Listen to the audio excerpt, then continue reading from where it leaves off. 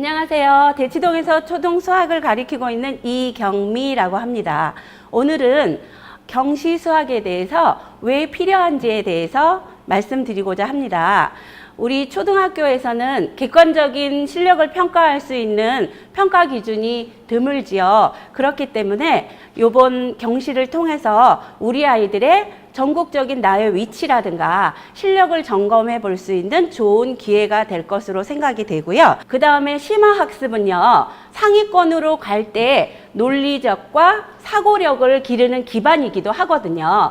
경시의 대부분의 심화 문제는 사고력 문제이기 때문에 우리 몸을 튼튼하게 하기 위한 근력을 기르듯이 수학의 사고력도 길러야 하기 때문에 꼭 필요하다고 볼 수 있습니다.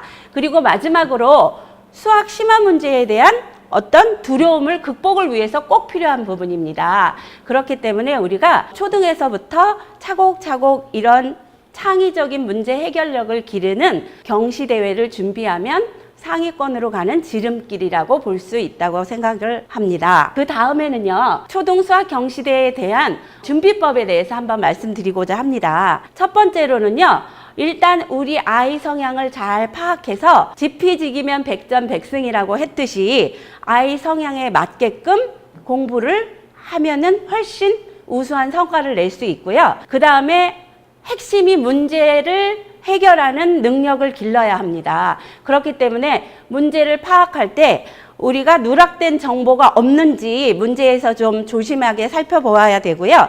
그 다음에 이 문제에서 불필요한 정보가 있는지 없는지에 대한 것도 가려내야 되고, 그 다음에 과잉 자료에 대한 정보를 해석해서 조금 불필요한 거를 제거한 후에 문제의 핵심 정보를 파악해서 해결하는 능력이 절대적으로 필요하다고 봅니다. 다음은 우리가 경시라고 하면은 매우 난이도 있는 문제 때문에 고민이 많을 텐데요. 어려운 문제에 대해서 어떻게 접근하고 해결하는지에 대해서 얘기해 보도록 하겠습니다. 첫 번째로요, 문제를 파악하는 능력을 길러야 합니다. 그렇기 때문에 문단을 끊어서 읽어야 하는 습관을 가져야 되고요. 보통 하위권 친구들 같은 경우는 문제의 본질과는 상관없는 자료에 주목을 하다가 문제의 오류를 범하게 됩니다. 그 다음에 중위권 같은 친구들은 도움을 받거나 오류를 범하면서도 점진적으로 해결하는 관계를 파악할 수 있고요. 또 상위권 친구들 같은 경우는 수학적 의미가 있는 관계를 정확히 파악합니다. 그래서 누락된 정보가 없는지에 대해서도 캐치하고, 그 다음에 불필요한 과잉 정보에 대해서도 과감하게 제거하면서 문제의 핵심 정보를 파악해서 정확하게 해결력을 보이는 게 특징이라고 볼 수 있습니다.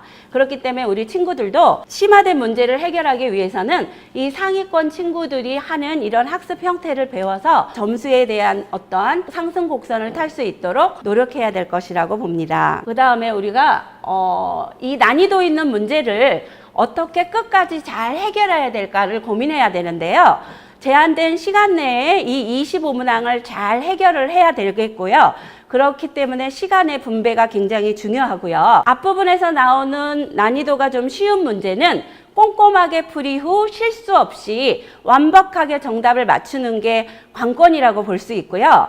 그 다음에 뒷부분에 있는 난이도 있는 주관식 서술형이라든가 이런 부분에 대해서는 우리가 창의적인 문제 해결력을 발휘해서 끝까지 과제 집착력을 가지고 문제를 해결해야 하는 끈기가 필요하다고 봅니다. 그 다음에 문항이 긴 지문 같은 경우는요, 조건을 붙여서 문제를 파악한 다음에 그 조건에 맞는 풀이법을 내가 했는지에 대해서 검토한 후 잘 해결했는지에 대해서 꼭 반성해보는 시간을 가져보아야만 우리가 경시에 대한 좋은 해결력을 보았다고 할 수 있을 것입니다. 이상입니다.